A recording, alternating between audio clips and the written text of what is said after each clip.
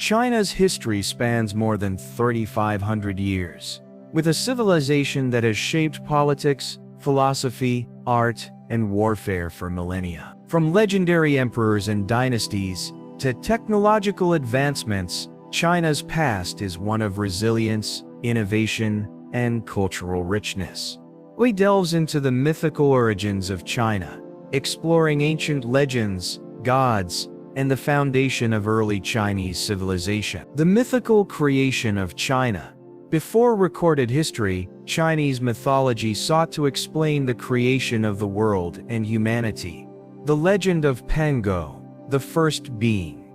According to ancient Chinese myths, the world was once a chaotic, formless mass, similar to an egg. From this chaos, a giant named Pango emerged, breaking free and separating the heavens and the earth.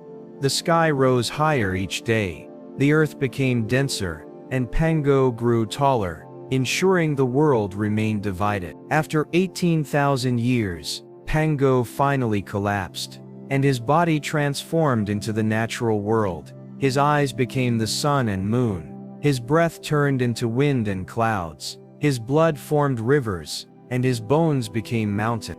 His flesh turned into soil, his hair became forests, and his sweat became rain. Some versions of the myth claim that his fleas and parasites became the first humans, a symbolic way of saying that humans were born from the land itself. The three sovereigns and five emperors. Chinese history transitions from mythology to semi-legendary rulers known as the three sovereigns and five emperors.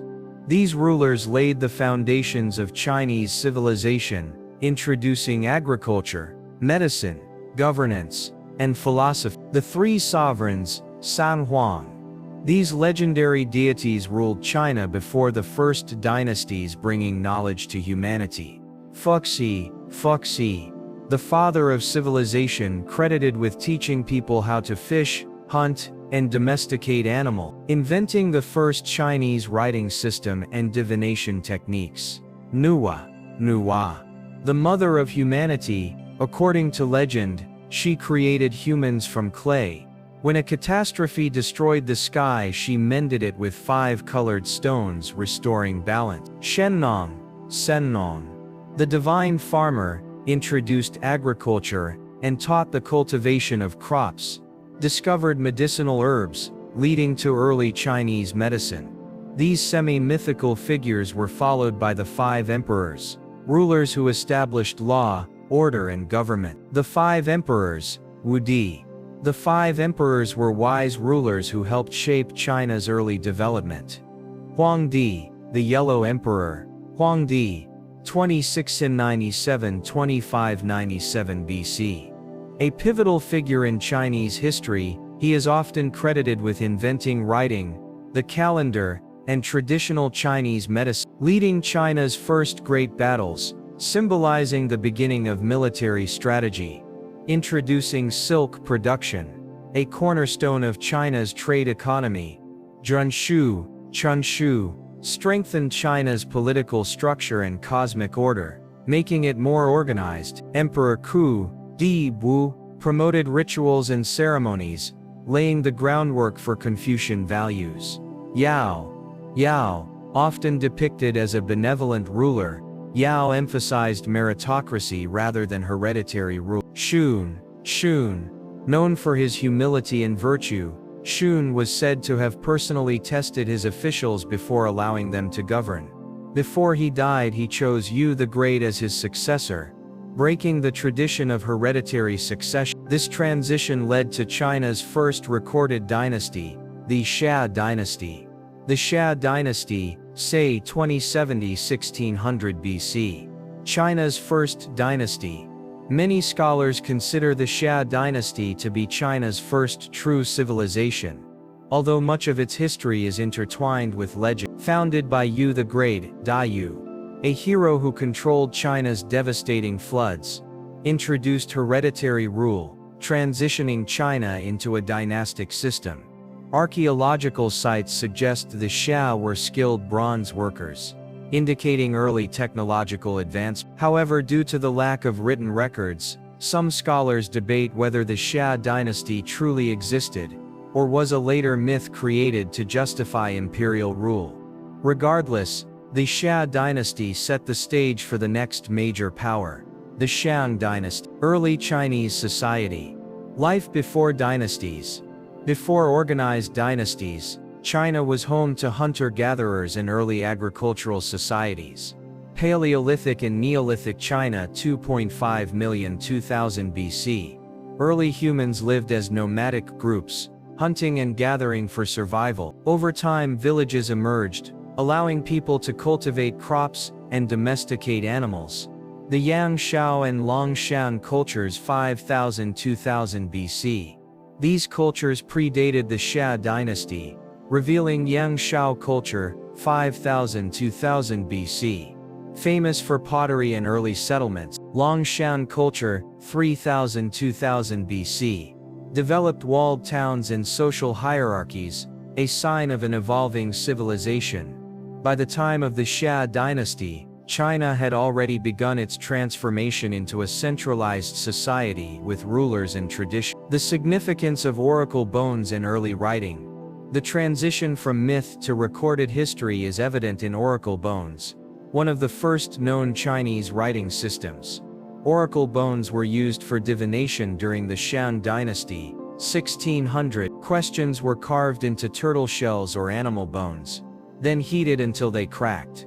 The cracks were interpreted as messages from the ancestors or gods. These early inscriptions provide the first evidence of written Chinese, forming the foundation of modern Chinese character. This marks the shift from mythology to recorded history, ushering in the rise of China's powerful dynasty. The rise of the Shang dynasty. In the first part of this series we explored China's mythical origins, from Pangu's creation of the world to the five emperors, who laid the foundation for Chinese civilization. We also examined the Xia dynasty, China's first recorded dynasty, though its existence remains debated. Now we move into the first fully verifiable dynasty in Chinese history, the Shang dynasty, 1600. The Shang dynasty was the first true civilization in China, known for its advanced writing system, bronze technology, elaborate rituals and powerful kings. This period shaped China's cultural identity and introduced many traditions that would last for thousands of years. The fall of the Xia dynasty, a dynasty in decline. The Xia dynasty, founded by Yu the Great, had lasted for centuries, but by the time of its last ruler, King Zhou, it had begun to collapse. King Zhou was described as a tyrant, known for his extravagance, cruelty and disregard for the people. According to ancient records, his luxurious palace and indulgent lifestyle alienated the people. He was defeated by Tang, a noble from the rising Shang tribe, who led a rebellion against the corrupt rule of the Xia dynasty. King Zhou fled into exile, and the Xia dynasty came to an end, marking the beginning of the Shang dynasty. The founding of the Shang dynasty, 1600 BC. The Shang dynasty was founded by King Tang, who is often depicted as a wise and just ruler. Tang reduced taxes and ensured a fair distribution of land, gaining the loyalty of his people. He emphasized rituals and ancestor worship, strengthening the religious traditions that would define Chinese civilization. Under his leadership, the Shang capital was established, and China entered a new era of centralized power. The Shang kings and their expanding empire.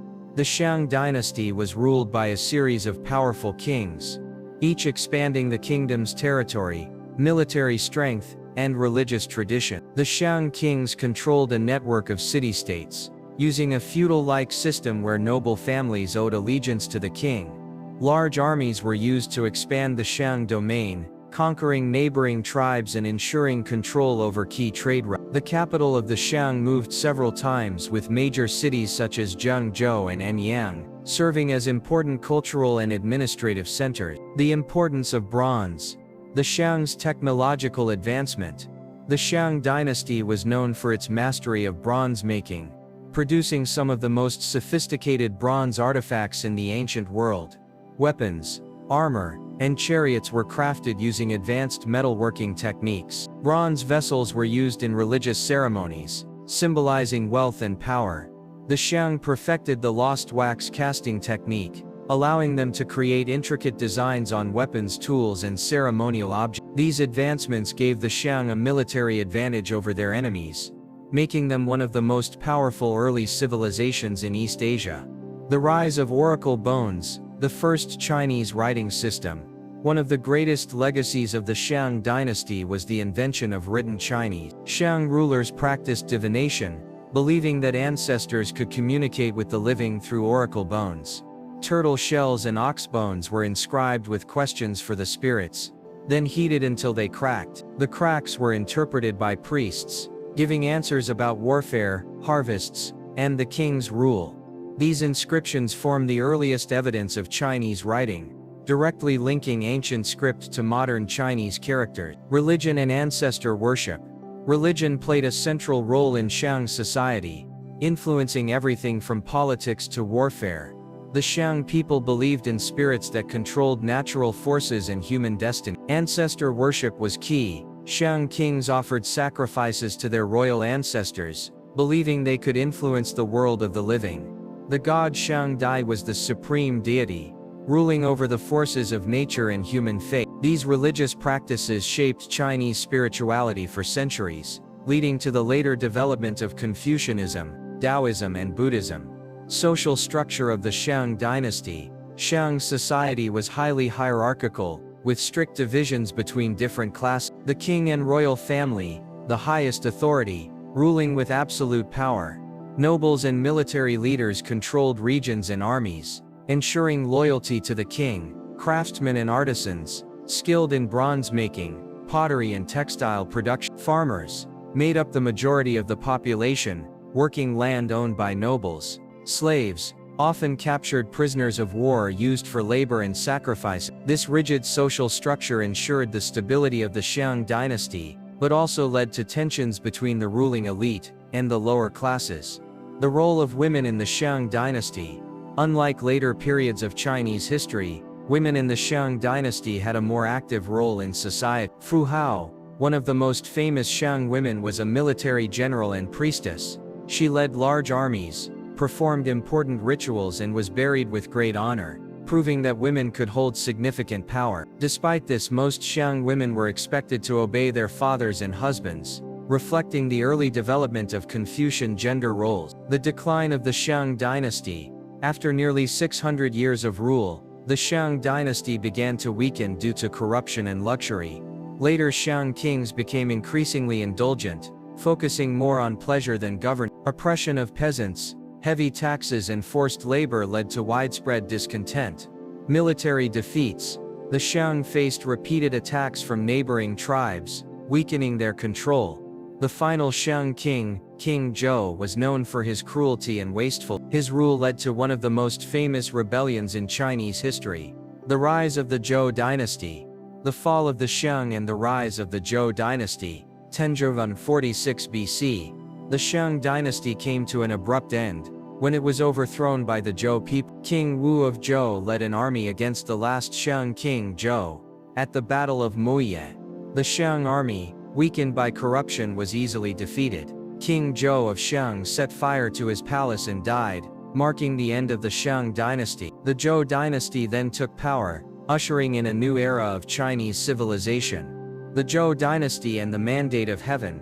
The Zhou dynasty 1046–25–6 BC would become China's longest-lasting dynasty, ruling for nearly 800. This era saw the introduction of the Mandate of Heaven, a system that justified the rise and fall of rulers. It also laid the foundations for Confucianism, Taoism, and the early Chinese feudal system. The Battle of Moye. The fall of the Shang dynasty 1046 BC. The Shang dynasty fell in a dramatic final battle known as the Battle of Moye. The Zhou people, a tribe from the western regions of China, had long lived under Shang rule but saw the dynasty's weakening grip on power. The last Shang king, King Zhou, was known for his cruelty and extravagance. He neglected his people, imposed heavy taxes, and lived a life of excess. King Wu of Zhou, a noble leader, saw this as an opportunity to overthrow the Shang. In 1046 BC, the Zhou army invaded the Shang capital with a force of 50,000 soldiers. The Shang army, weakened by corruption, was quickly defeated. King Zhou of Shang set fire to his palace and perished, marking the end of the Shang dynasty. This victory marked the beginning of the Zhou dynasty, which introduced a new way of ruling China. The mandate of heaven, justifying rule. One of the most important concepts introduced by the Zhou rulers was the mandate of heaven, Tanming. Tanming. What is the mandate of heaven? The mandate of heaven was a philosophical and political idea that said, heaven, Tan granted rulers the divine right to govern. A ruler could only rule as long as he was just and fair. If a ruler became tyrannical or incompetent, heaven would withdraw its support, leading to rebellions and his downfall. This idea justified why the Zhou overthrew the Shang. The Shang had lost the favor of heaven, and thus their defeat was inevitable. How did this change China? The mandate of heaven became the foundation of Chinese rule for over 2,000 years. Every dynasty that followed used it to justify their rise to power. It allowed rebellion to be justified.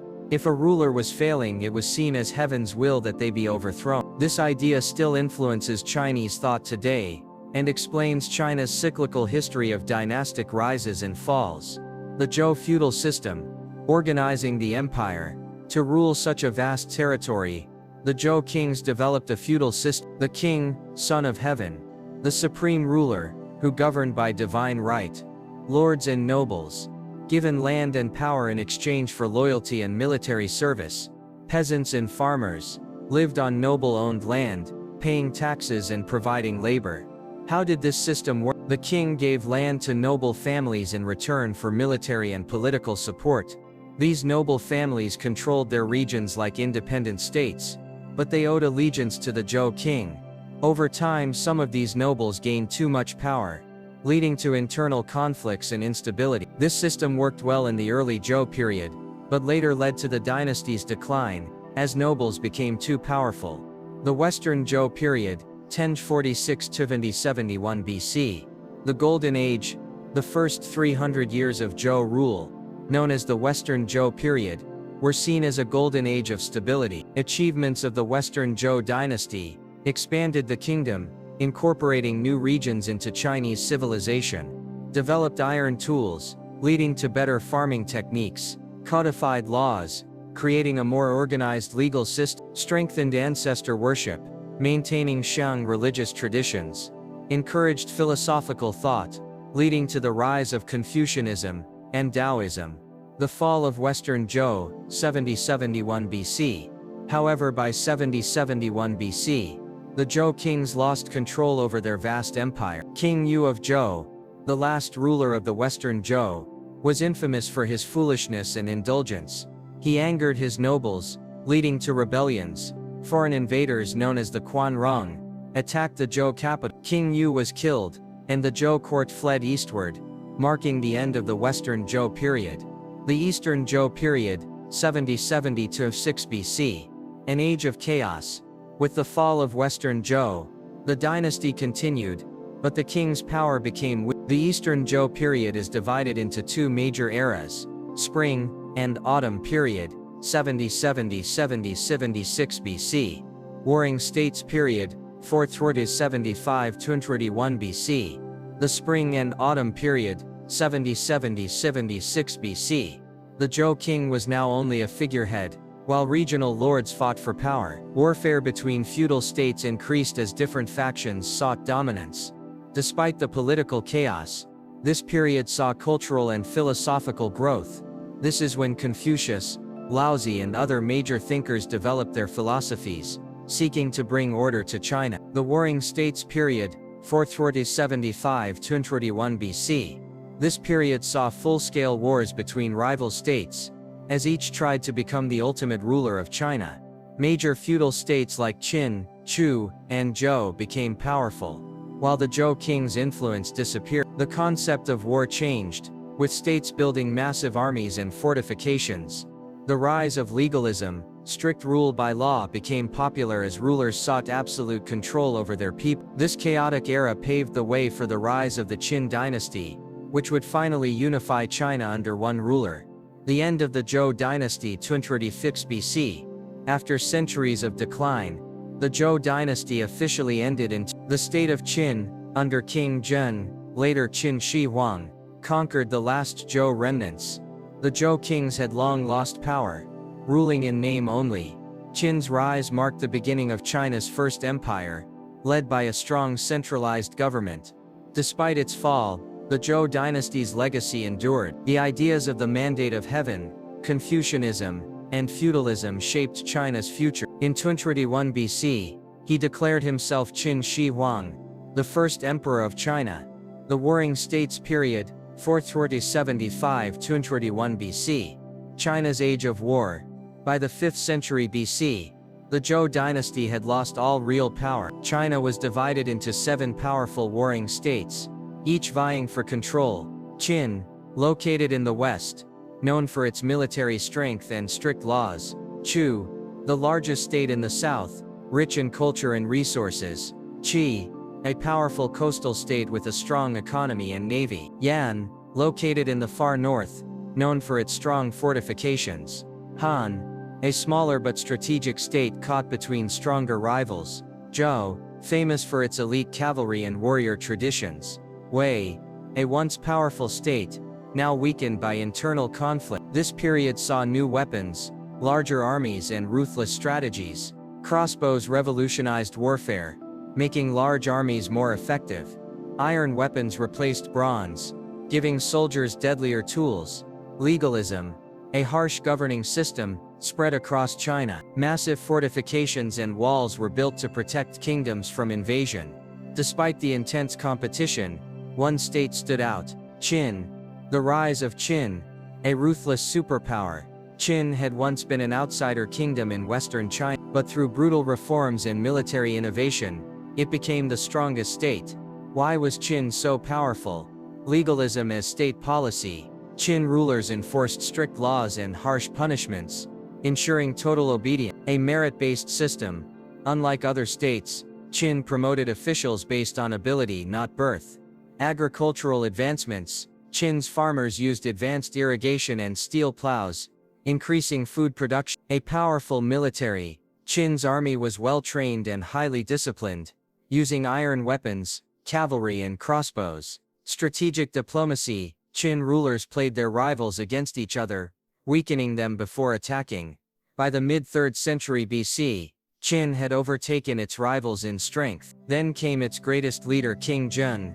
The rise of King Zheng 259–231 BC.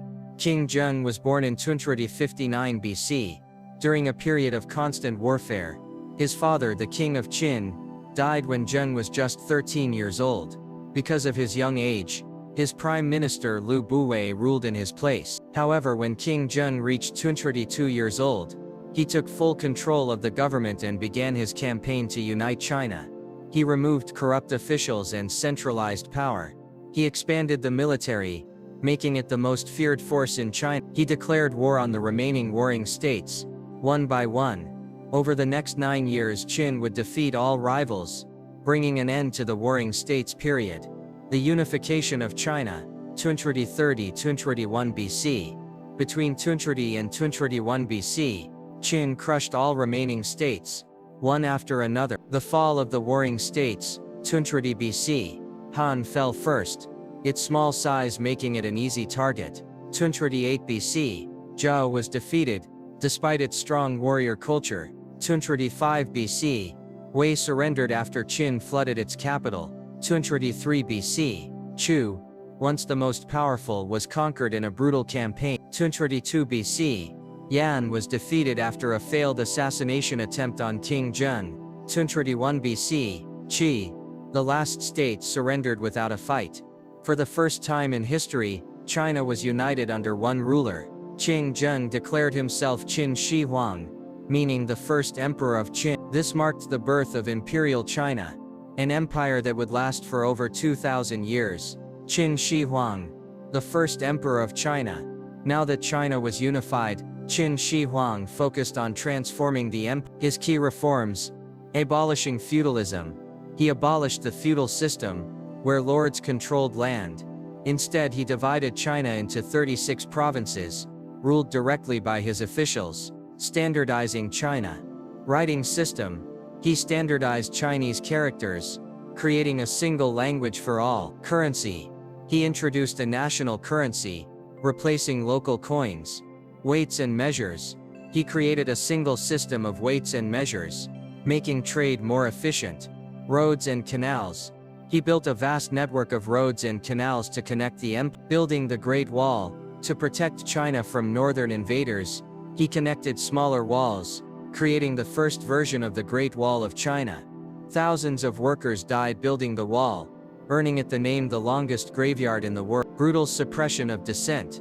To control ideas, he ordered the burning of books that challenged his rule.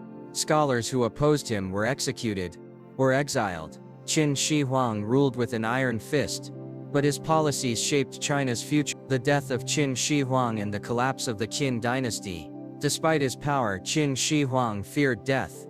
He obsessed over immortality, sending alchemists to search for an elixir of life. Ironically, he may have died from poisoning after drinking mercury-based immortality potion. He died in 210 BC, at the age of 49, while traveling in eastern China. His death led to chaos. His weak son Qin Shi became emperor but could not control the empire. Rebellions erupted across China, led by angry peasants and former nobles. By 206 BC, the Qin dynasty had collapsed, lasting only 15 years. However, its legacy endured, as China remained united under later dynasties. The rise of the Han Dynasty and China's Golden Age. Qin Shi Huang, China's first emperor, created a unified empire, but his rule was harsh and oppressive. After his death in 210 BC, his weak successor Qin Shi was unable to maintain control. By 26 BC, the Qin dynasty had collapsed, leading to civil war. From this chaos emerged a new power, the Han Dynasty, 26 BC, 2020 AD. This dynasty would reshape China, creating a golden age of culture, economy, and expansion. The fall of the Qin dynasty and the Chu-Han contention, 26 BC. After Qin Shi Huang's death, his empire descended into turmoil. His son Qin Shi was a weak ruler, controlled by corrupt officials. The Qin government's harsh laws and heavy taxes made the people hate the regime. Soon revolts erupted across China, led by angry peasants, former nobles, and military generals. The key figures in the rebellion: Shang, a noble warrior from the Chu state, a brilliant but ruthless general; Liu Bang, a peasant-born officer, charismatic and wise, but underestimated by his rivals. Both men fought to overthrow the Qin, but once the empire collapsed, they turned against each other. The Chu-Han contention, 26 BC. For 4 years Shang Yu and Liu Bang battled for control of China. Shang Yu won battles through brute force, destroying entire cities and executing rivals. Liu Bang, however, used strategy and alliances, gaining support from peasants and scholars. In 2020 BC, Liu Bang trapped Shang Yu's forces at the Battle of Gaxia. Surrounded, Shang Yu took his own life, ending the war. Liu Bang declared himself emperor, founding the Han Dynasty. His title, Emperor Gaozu of Han, the early Han Dynasty, restoring order 2641 BC. Liu Bang's reforms. After years of brutal Qin rule, Liu Bang softened policies, making life easier for the people, ended harsh Qin laws and reduced taxes, rewarded loyal generals and gave land to nobles, encouraged Confucianism, emphasizing respect, morality and good governance. However, not all was peaceful. Former warlords still held significant power, and nomadic invaders, the Shanggu, threatened the northern border. Liu Bang defeated rivals but struggled against the Shanggu, forcing him to sign a peace treaty. After Liu Bang's death in 1950 BC, his widow, Empress Liu, ruled as regent. She strengthened imperial rule, but her cruelty led to opposition. In 80 BC, the Liu family was overthrown, and the throne was restored to Han relatives. The reign of Emperor Wu, 41–87 BC, China's Golden Age. After a period of stability, a new ruler emerged, Emperor Wu Di.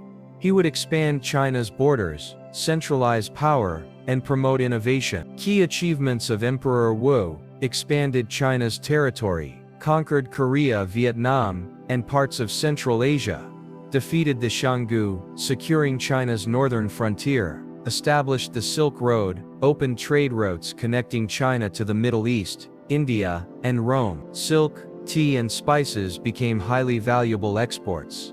Promoted Confucianism as state philosophy. Scholars and officials were selected based on Confucian ideals. Education and moral values were emphasized in government. Strengthened the economy, standardized currency and tax systems, expanded agriculture and iron production. Under Emperor Wu, China became the most advanced empire in the world. This period is often called Han China's Golden Age. The Silk Road, China's gateway to the world. One of Emperor Wu's greatest achievements was opening the Silk Road. This trade network connected China to India, Persia, and Rome, exchanging silk, porcelain, and spices from China, gold, glass, and horses from the West. Religions and ideas, including Buddhism, which spread from India to China. The Silk Road enriched China's economy and expanded its cultural influence worldwide. Han society and culture.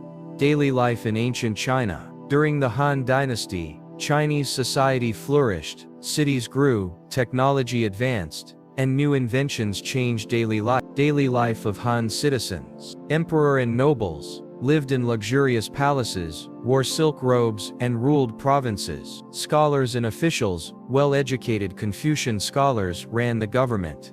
Farmers and artisans grew rice, wheat, and tea, or crafted silk, iron, and pottery. Merchants and traders traveled along the Silk Road, bringing wealth to China. Soldiers defended China from nomadic invasions and internal rebellion. Inventions and technology. The Han Dynasty made groundbreaking innovations. Paper, 105 AD, revolutionized writing, record-keeping, and education. Seismometer, the world's first earthquake detector. Iron plows and wheelbarrows boosted agriculture and transportation. Silk production perfected techniques that made Chinese silk highly valuable. 6. The decline of the Han Dynasty, 1809–220 AD. By the late 2nd century AD, the Han Dynasty began to weaken. Several factors led to its collapse: corrupt officials and weak rulers. Emperors became puppets controlled by scheming ministers. Peasant uprisings, heavy taxes, and land inequality led to the Yellow Turban Rebellion. Warlords gained power. Rival generals fought for control, plunging China into civil war. Foreign invasions. The Shang and other nomadic tribes attacked China's borders. In 220 AD, the last Han emperor abdicated, ending 400 years of Han rule. China split into 3 warring kingdoms, beginning a new era of chaos and division. The Three Kingdoms, an age of chaos and heroes. The Han era was a golden age of Chinese civilization, bringing technological advancements, cultural prosperity, and expansion. However, by 220 AD, the Han collapsed, plunging China into a period of civil war and division. This era, known as the Three Kingdoms period, 220–280 AD, is one of the most famous and romanticized periods in Chinese history. It was an age of brilliant strategists, fearless generals, and legendary warlords, immortalized in the classic novel Romance of the Three Kingdoms. The collapse of the Han Dynasty and the rise of warlords, 1804–220 AD. By the late 2nd century AD, the once mighty Han Dynasty was crumbling. Weak emperors, corrupt officials, and growing peasant revolts had destabilized the empire. The Yellow Turban Rebellion, 1804 AD. One of the final blows to the Han Dynasty was the Yellow Turban Rebellion, a massive peasant uprising. Led by Zhou, a Taoist mystic, the rebels sought to overthrow the corrupt Han government. The rebellion was crushed, but it weakened the empire further. Local warlords gained power as the central government lost control. The empire soon descended into war, with powerful warlords fighting for control of China. The most powerful warlords of the time. After the fall of the Han, several warlords emerged as major contenders. Cao, 1505–220 AD, the Prime Minister of Han, a ruthless and brilliant strategist. Liu Bei, 61–223 AD. a descendant of the Han imperial family, known for his kindness and loyalty. Sun Quan, 1822–25 AD. A young but cunning leader, ruler of the south. As Han rule crumbled, China was divided among these warlords, leading to the formation of three rival kingdoms. The three kingdoms are formed 220–229 AD. By 220 AD, the last Han emperor, Emperor Shang, was forced to abdicate. Cao Cao's son Kp declared himself Emperor of Wei, officially ending the Han dynasty. Shortly after, Liu Bei and Sun Quan declared their own kingdoms, creating the Three Kingdoms. The Three Kingdoms, Wei 220–265 AD, controlled northern China, the strongest of the three. Ruler, Cao Cao, later succeeded by Kp, capital Luoyang. Shu 221–263 AD, ruled southwestern China, claiming to be the true successor of Han. Ruler, Liu Bei, capital Chengdu. Wu 229–280 AD, controlled the Yangtze River region and southern China. Ruler, Sun Quan, capital Jianye, modern Nanjing. With the Three Kingdoms established, a new era of warfare and strategy began. The legendary battles of the Three Kingdoms. The Battle of Red Cliffs 28 AD. The greatest naval battle in Chinese history. Before the Three Kingdoms were officially formed, Cao Cao launched a campaign to unite China under his rule. He had the largest army in China, with over 200,000 soldiers, and planned to invade the south. However, he faced a powerful alliance: Liu Bei, the leader of Shu, and Sun Quan, the ruler of Wu. Key figures in the battle: Zhou Zhilang, Liu Bei's brilliant strategist, known for his wisdom and foresight; Zhou Yu, Sun Quan's mastermind general, expert in naval warfare. The strategy: Cao Cao's massive army was strong on land but weaker at sea. Zhou Zhilang and Zhou Yu used fire attacks to burn down Cao Cao's fleet. Cao Cao's forces panicked, suffering a devastating defeat. Forced to retreat north, he lost his chance to unify China. The Battle of Red Cliffs secured the independence of Wu and Shu, ensuring China remained divided. The invasion of Shu 223–263 AD. After the death of Liu Bei in 223 AD, his son Liu Shan became the new emperor of Shu. However, Shu gradually weakened, and in 263 AD, the kingdom fell to Wei. Wei's army, led by Deng Ai, marched through difficult mountain terrain, catching Shu off guard. Chengdu was captured, and Liu Shan surrendered without a fight. This marked the beginning of the end for the Three Kingdoms. The fall of Wu and the end of the Three Kingdoms 280 AD. With Shu defeated, only Wei and Wu remained. However, Wei soon collapsed from internal power struggle. In 265 AD, a general named Sima Yan overthrew Wei and established the Jin dynasty. The Jin then turned their attention to Wu. In 280 AD, after a long campaign, the Jin army invaded Wu. Sun Hao, the last emperor of Wu, surrendered, ending the Three Kingdoms period. China was finally reunited under the Jin dynasty. The legacy of the Three Kingdoms. The Three Kingdoms lasted only 60 years, but its influence on Chinese history is immense. 1. Military strategy and warfare.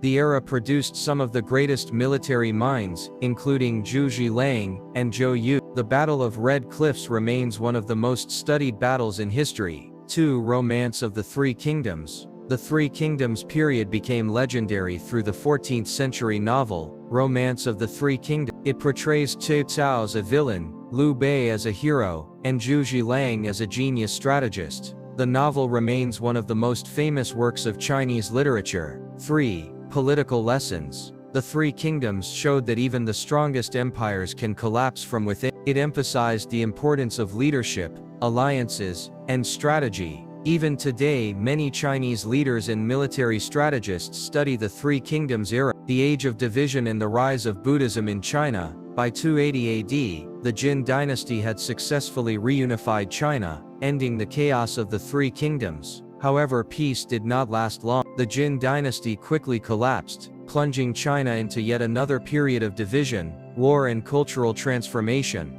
This new era, known as the Age of Division 304–589 AD, saw China split between warring states, while Buddhism spread across the land, shaping Chinese philosophy and culture. The fall of the Jin dynasty and the chaos that followed, 304-43-9 AD. After the Three Kingdoms period ended, China was briefly united under the Jin dynasty, 265-420 AD. However, this unity was fragile. The empire suffered from weak leadership, corruption and foreign invasions. The uprising of the Five Barbarians 304 AD.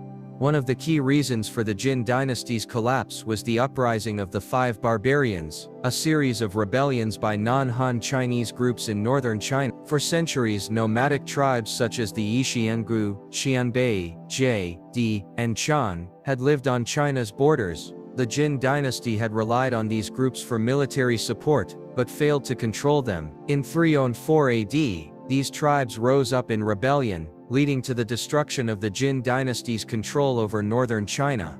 This marked the beginning of the 16 Kingdoms period, 304-43-9 AD, a time when numerous warlords, ethnic groups and factions fought for power. The 16 Kingdoms, 304-43-9 AD, a period of constant warfare.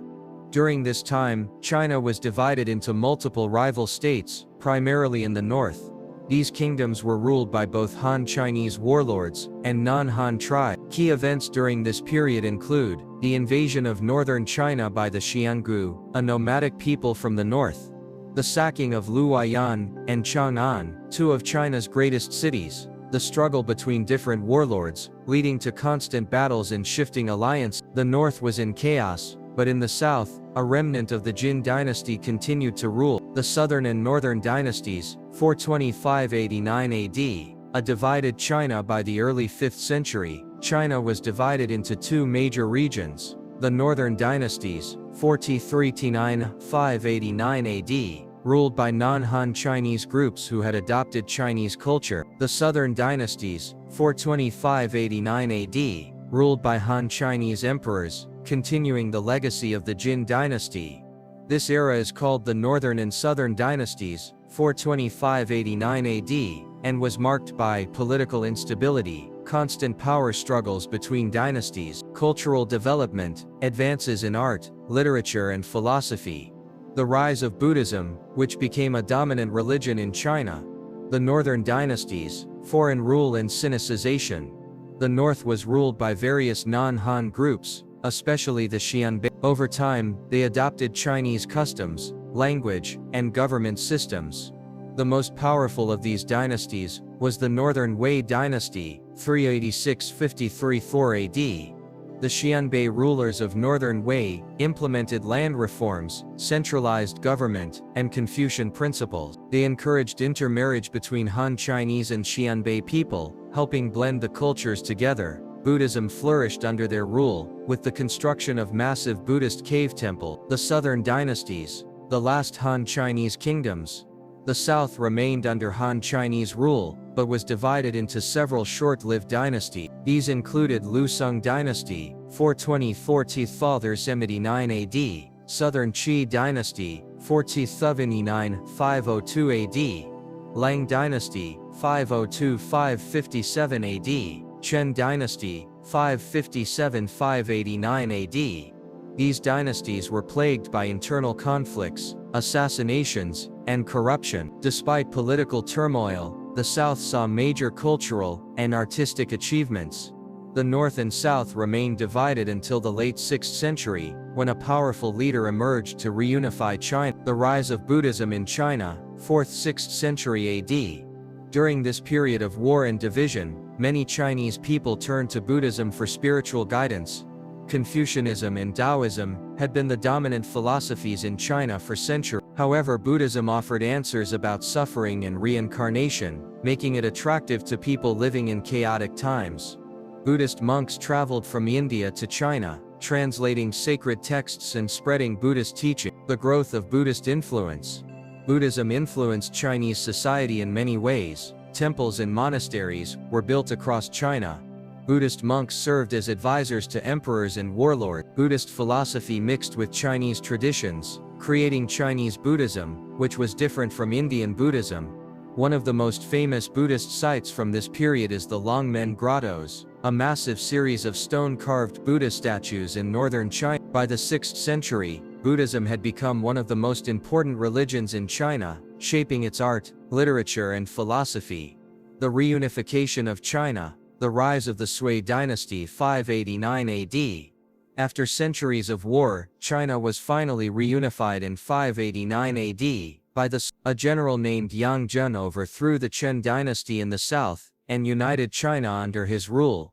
He declared himself Emperor Wen of Sui, and established the Sui dynasty, 581–660. The Sui dynasty ended centuries of division and set the foundation for China's next great golden age, the legacy of the Age of Division. Although this period was marked by war and instability, it had a lasting impact on China's history. The spread of Buddhism became a major religion in China, influencing Chinese philosophy and art. Many Buddhist monasteries, temples and statues were built during this period. Cultural exchange, the interaction between Han Chinese and nomadic groups, led to new cultural influences. The Silk Road flourished, bringing new ideas, goods and religions into China. The concept of a unified China, despite division, the idea of one Chinese empire remained strong. When China was finally reunified, it continued to follow the traditions of a centralized empire. The Sui and Tang dynasties, the rise of China's greatest empire. Despite the political instability, Buddhism flourished, and China remained a land of innovation and resilience. By 589 AD, China was finally reunified under the Sui dynasty. This marked the beginning of a new era, one that would set the stage for the golden age of the Tang dynasty. The Sui dynasty, 581–660. Rebuilding a unified China, the Sui dynasty was founded by Yang Jun, a powerful general who overthrew the Chen dynasty and reunified China. After centuries of war and division, the Sui restored central control and began a massive rebuilding project. Emperor Wen of Sui, the architect of a new empire. Emperor Wen Yangjun implemented major reforms, centralized power, he reduced the influence of regional warlords, economic revival, rebuilt infrastructure, agriculture and trade, re-established Confucian administration, strengthened the imperial examination system for selecting government officials. The Grand Canal, a monumental achievement. One of the Sui dynasty's greatest achievements was the construction of the Grand Canal, one of the largest engineering projects in human history. It connected the Yellow River in the north to the Yangtze River in the south. The canal improved trade, agriculture and administration by linking different regions. It allowed food and resources to be transported quickly across the empire. The Grand Canal would remain a key part of China's infrastructure for the fall of the Sui dynasty, over ambition and rebellion. Despite its achievements, the Sui dynasty collapsed quickly. Heavy taxation and forced labor exhausted the population. Emperor Yang of Sui, son of Emperor Wen, launched disastrous military campaigns against Korea, weakening the empire. Widespread rebellions erupted, and by 618 AD, the Sui dynasty collapsed. However, the Sui had paved the way for one of the greatest dynasties in Chinese history, the Tang dynasty. The rise of the Tang dynasty, 618–907 AD, China's golden age. The Tang dynasty was founded in 618 AD by Li Yuan, a former Sui general who led a successful rebellion. His son Emperor Taizong, 1636–6049 AD, expanded the empire and created one of the most prosperous and culturally rich periods in Chinese history. The great expansion of the Tang dynasty. Under the Tang, China became the largest empire in the world, stretching from Korea to Central Asia. Military conquests brought Tibet, Vietnam and Central Asia under Chinese influence. The Silk Road trade flourished, connecting China to the Middle East and Europe. The capital, Chang'an, became the largest and most cosmopolitan city in the world. A golden age of art, science and culture. The Tang dynasty saw unprecedented cultural achievements. Poetry flourished, with poets like Li Bai and Du Fu writing masterpieces. Advances in astronomy, medicine and mathematics shaped Chinese science. The imperial examination system was expanded, creating a merit-based government. Buddhism reached its peak, with magnificent temples and statues built across China. Tang society, a diverse and open empire, The Tang era was known for its tolerance and diversity. Foreigners from Persia, India, and Arabia lived and traded in China. The Tang emperors welcomed new ideas and religions, including Buddhism, Taoism, and even Christianity. Women had relatively high status, with some becoming influential in politics and culture. One of the most remarkable figures of this period was Empress Wu Zetian, 1690–705 AD, the only female emperor in Chinese history. She strengthened the economy, expanded the empire, and promoted Buddhism. Her reign remains one of the most controversial yet influential in Chinese history. The decline and fall of the Tang dynasty. Despite its prosperity, the Tang dynasty eventually declined due to corrupt government officials and weak emperors, heavy taxation leading to peasant uprisings. The Anlushan Rebellion, 755–763 AD, a massive civil war that weakened the empire. Invasions from the north, including the rise of the Tibetan Empire, and Turkic nomads. By 907 AD, the Tang dynasty had collapsed, marking the end of China's golden age. China then entered another period of division, known as the Five Dynasties and Ten Kingdoms period 907, the legacy of the Sui and Tang dynasties. Despite its short reign, the Sui dynasty played a crucial role in shaping China's future. It reunified China after centuries of war. It built the Grand Canal, a project that would serve China for over one. The Tang dynasty, on the other hand, remains one of the greatest dynasties in world history. It transformed China into the largest and most powerful empire of its time. Its influence spread across Asia, the Middle East, and even Europe. Its cultural achievements inspired generations of Chinese and global civilizations. Even today, many aspects of Chinese culture, poetry, tea culture, Confucian ideals, trace their origins to the Tang dynasty. The Song dynasty, the age of innovation and trade. After its collapse in 907 AD, China entered the chaotic Five Dynasties and Ten Kingdoms period, marked by war and instability. However, in 960 AD, a new dynasty emerged, the Song dynasty 960. This era marked a shift from military expansion to economic and technological growth. The founding of the Song dynasty, 960 AD, rebuilding a nation after the collapse of the Tang dynasty, China fragmented into multiple This era, known as the Five Dynasties and Ten Kingdoms, 907–960 AD, saw constant warfare between rival warlords. In 960 AD, Zhou Kuan-yin, a powerful general, seized power and established the Song dynasty. He became Emperor Taizu of Song, known for his wisdom, diplomacy, and focus on governance. Unlike previous rulers, he prioritized scholars over soldiers, reducing the influence of military warlords. A shift in power, from warriors to scholars, Taizu introduced a new governing system based on merit and education. The imperial examination system was expanded, allowing talented men, regardless of background, to enter government. Confucian scholars became the ruling elite, replacing warlords and generals. This marked the rise of China's first true bureaucracy, run by educated officials. This system allowed the Song dynasty to maintain political stability for over 300 years, despite military challenge. The Song economy, the birth of a commercial empire. The Song dynasty experienced an economic revolution, making China one of the richest and most advanced nations in the world.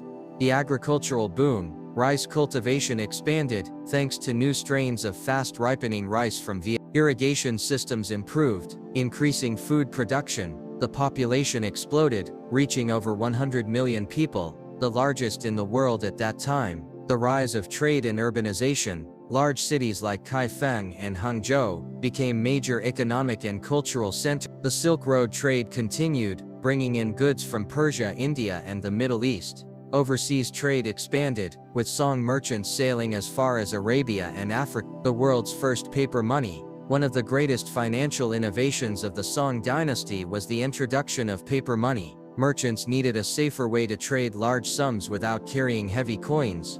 The government issued the first official banknotes in world history. This revolutionized commerce and led to the rise of banking and credit systems. The Song economy became so advanced that some historians call it the world's first modern economy. The Age of Innovation, China's greatest inventions. The Song dynasty is considered one of the most inventive periods in human history. During this time, China pioneered technologies that would later change the world. Gunpowder, the weapon that changed warfare forever. The Song dynasty saw the first recorded use of gunpowder in battle. Early gunpowder weapons such as fire arrows and primitive cannons were developed. Over time, gunpowder technology spread to the Middle East and Europe, changing warfare forever. Movable type printing, the birth of mass communication. The Song dynasty improved upon earlier woodblock printing by inventing movable type print. This allowed books to be produced faster and cheaper, leading to an explosion in literacy and education. Over time, this invention inspired Johannes Gutenberg's printing press in Europe. Advances in navigation, the magnetic compass. The magnetic compass, first developed during the Han dynasty, was perfected under the Song. This allowed Chinese sailors to navigate the open seas, expanding trade routes as far as Africa and the Middle East. Later, the compass would enable European explorers like Columbus to sail across the oceans. These innovations helped the Song dynasty become the most technologically advanced civilization of its time. The rise of Neo-Confucianism, a new philosophy of government. The Song dynasty revived and transformed Confucianism, giving rise to Neo-Confucianism. This new philosophy emphasized moral integrity and self-discipline, education and scholarship as the key to good governance. The idea that a ruler should govern with wisdom and benevolence. Neo-Confucianism became the dominant ideology in China for the next 800 years. It shaped the imperial examination system, ensuring that scholars, not warriors, ruled China. The decline of the Northern Song and the rise of the Southern Song. Despite its achievements, the Song dynasty faced constant military threats from northern nomadic groups. The Jurchen invasion and the fall of northern China, 1187 AD. In the early 1100s, the Jurchen people from Manchuria invaded China. They conquered the northern half of the Song dynasty, including the capital Kaifeng. The Song emperor was captured, and much of northern China fell under Jurchen rule. The surviving Song rulers fled south and re-established the dynasty in Hangzhou. This marked the beginning of the Southern Song dynasty, 1187 until the Southern Song, a new era of trade and innovation. The Southern Song was smaller in size but richer in trade and technology. Naval power increased, and the Song built a powerful navy to defend against invasions. The economy shifted towards maritime trade, connecting China to Southeast Asia and the Indian Ocean. Despite these successes, the greatest threat was yet to come: the Mongol invasions and the end of the Song dynasty, 179 AD. By the 1200s, a new power was rising in the north. The Mongol Empire, led by Genghis Khan. The Mongols conquered the Jurchen in northern China, bringing them under their rule. By 1260, Genghis Khan's grandson Kublai Khan turned his attention to the Southern Song. After years of warfare, the Mongols captured Hangzhou in 1276. By 1279 AD, the last Song emperor, a young boy, died at sea while fleeing the Mongol. This marked the end of the Song dynasty and the beginning of the Yuan dynasty, 179–168 AD, led by Kublai Khan. The legacy of the Song dynasty. Despite its military struggles, the Song dynasty left an incredible legacy. It transformed China into a global economic and technological powerhouse. Its inventions, gunpowder, printing, the compass, changed world history. The examination system and Neo-Confucian philosophy shaped China's government for centuries. The Song dynasty may have fallen to the Mongols, but its achievements continued to influence China and the world for generations.